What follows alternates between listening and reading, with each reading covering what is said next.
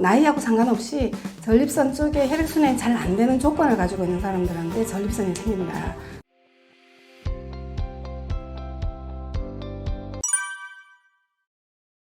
안녕하세요. 저는 립샘 한의원, 서울에 있는 한의원인데요. 거기서 전립선만 중점적으로 진료하고 있는 서은경 원장입니다. 한의원 이름이 조금 어렵다고들 하시는데 사실은 그 전립선이라는 말이 의학적으로는 전립샘이 정확한 말이거든요. 그래서 전자를 빼고 립샘 한의원이라고 해서 한의원 명칭을 정했습니다.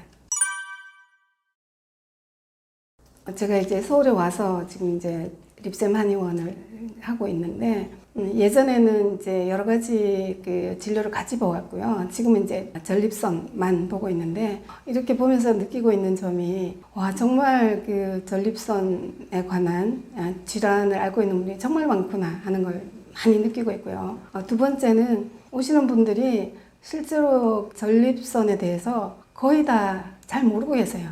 사실 저희가 학교 다닐 때만 해도 이 전립선이 뭐 그렇게 중요하게 안 다뤘었기 때문에 그렇기도 하고, 또 환자분들 입장에서도 이 전립선이 도대체 뭔지 잘 모르겠다 이런 분들이 정말 많다는 걸 제가 이제 진료하면서 많이 느끼게 됐고요.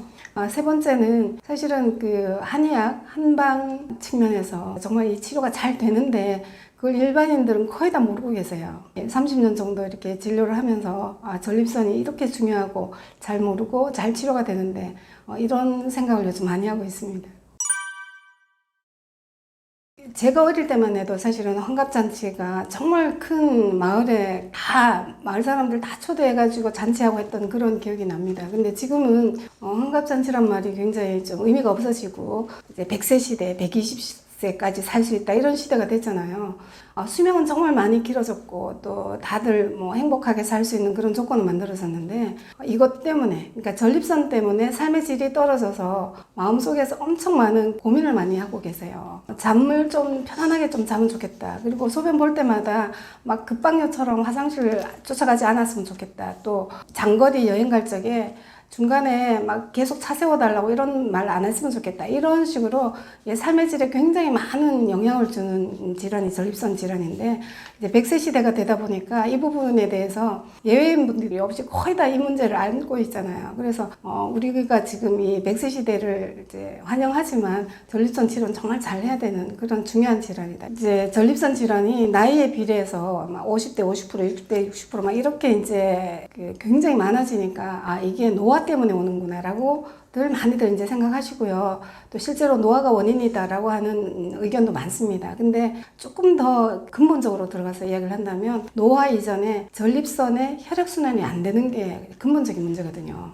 혈액순환이 왜 안 되느냐 하면 전립선은 뇌하고 똑같은 차원의 보호장벽을 가지고 있고, 보호장벽이 젊을 때는 사실은 그 임신, 생식기관으로서 굉장히 중요한데 생식기간이 지나고 나면 사실 이 보호장벽이 필요가 없잖아요. 근데 계속 죽을 때까지 남아있고, 이 남아있는 이 보호장벽 때문에 조금씩 혈액순환이 안 될 적에 다른 데는 이만큼 혈액순환이 안 될 때 여기는 굉장히 많이 혈액순환이 안 되는 그런 문제가 생겨요. 그리고 한번 문제가 생겨서 그 안에 이제 노폐물 같은 게 쌓이면 이 장벽 때문에 못 빠져나간다는 거죠. 그래서 단순히 노화라고 보기는 힘들고요. 나이하고 상관없이 전립선 쪽에 혈액순환이 잘 안 되는 조건을 가지고 있는 사람들한테 전립선이 생긴다. 그래서 대개 40대가 되면 누구든지 혈액순환이 이제 신부 체온이 떨어지기 때문에 전립선의 혈액순환이 조금씩 안 되죠. 근데 이 사람이 직업에 따라서 너무 오래 의자에 앉아 있다거나 아니면 뭐 버스 기사분들처럼 계속 앉아서 운전을 해야 된다든가 이런 조건 때문에 나이하고 상관없이 오는 질환이다. 이렇게 보는 게 훨씬 더 정확한 원인 분석입니다.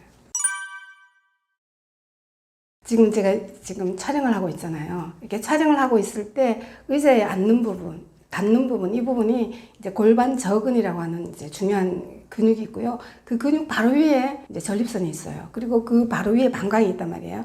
이런 상태에서 옛날에는 뭐 논밭에서 일하고 했기 때문에 사실 이렇게 압박을 받을 기회가 거의 없었죠. 근데 지금은 다 이제 컴퓨터 작업하죠. 그 다음에 이제 뭐 어디 외출할 적에 다 이렇게 뭐 버스 아니면 자가용 이렇게 타고 가니까 전립선이 옛날보다 더 혈액순환이 안 되는 조건으로 만들어진 거예요. 거기다가 어떤 분이 자전거 타기를 좋아한다 그러면 자전거를 타게 되면 몇 배나 전립선이 압박이 되거든요. 그래서 전립선이 혈액순환이 안 되는 거는 외부적인 이런 압박, 그 다음에 내부적으로 신부 체온이 떨어지면서 혈액순환이 떨어지는 거, 이 두 가지 문제가 안팎의 가장 중요한 원인이다 이렇게 볼 수가 있습니다.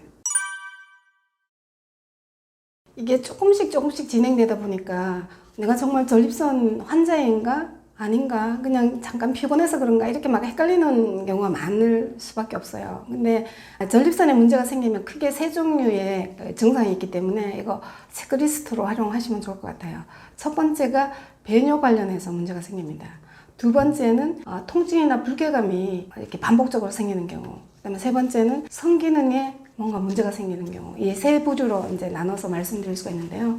배뇨 관련해서는 일단 소변이 너무 자주 마려워요. 왜 이렇게 자주 마렵지? 두 번째, 소변을 누고 나서도 남아있는 느낌, 그 잔뇨감이라고 하잖아요. 잔뇨감이 계속 느껴진다. 잠자다가 자꾸 소변 때문에 깨는 증상이 한 번이 아니라 계속 반복된다. 이것도 굉장히 중요한 증상이고요. 소변이 예전만큼 시원하게 안 나오고 쫄쫄쫄 나온다. 약하게 나온다. 중간에 끊어진다. 또 이렇게 소변이 마려워서 가서 누려고 하면 5초, 10초, 심지어 막 1분 기다려서 나온다. 이런 증상들이 가장 대표적인 이제 배뇨 관련 증상, 이 전립선에 이제 신호가 들어오고 있다라고 볼 수가 있고요. 전립선에 염증이 있으면 나타나는 증상이 통증이나 불쾌감 정도로 나타납니다. 알 수 없는 통증들이 그냥 하복부, 고환, 아니면 회음부, 허벅지, 그러니까 골반 주변에 이상한 통증과 불쾌감이 있는데 이게 해결되지 않는 그런 형태의 느낌이 자꾸 들어요. 그래서 이걸 병원에 가서 검사를 해도 딱히 뭐 이렇게 엑스레이 혈액 검사상으로 안 나온다. 근데 소변 문제도 약간 있다 이러면 이제 전립선에 고장이 있다 이렇게 볼 수가 있죠. 그다음에 이제 성기능 관련해서는 가장 대표적인 게 이제 발기가 잘 안 되는 문제. 두 번째는 조루가 생긴다. 그러니까 이렇게 지속이 안 되고 이제 중간에 힘이 빠진다 그렇게 이야기하죠. 이제 조루 증상이고요. 세 번째는 쾌감 정도가 많이 줄어든다. 이런 현상도 나타날 수가 있고, 그 다음에는 정액량이 줄어든다. 이렇게 해가지고 성기능 관련해서 예전 같지 않네. 이런 증상들이 나타나면 이게 전립선 쪽이 조금씩 노폐물이 쌓여가고 있나? 혈액순환이 안 되고 있나 이렇게 이제 의심해 볼 수 있습니다.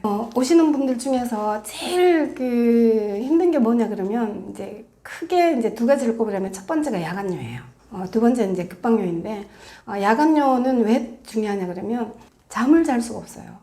되게 이제 1시간에 한 번씩 깬다 아니면 30분 만에 한 번씩 깬다 2시간 개인차가 있지만 원래 한 번도 안 깨고 잠을 자는 게 정상이거든요. 근데 한 번까지는 조금 기다려보자 이러고요. 2번 이상 만약에 잠을 깬다 그러면 반드시 치료를 해야 됩니다. 그래서 야간뇨가 굉장히 중요한 전립선 질환 중에 증상이기도 하고 빨리 치료해야 되는 증상이다 이렇게 말씀드릴 수가 있죠.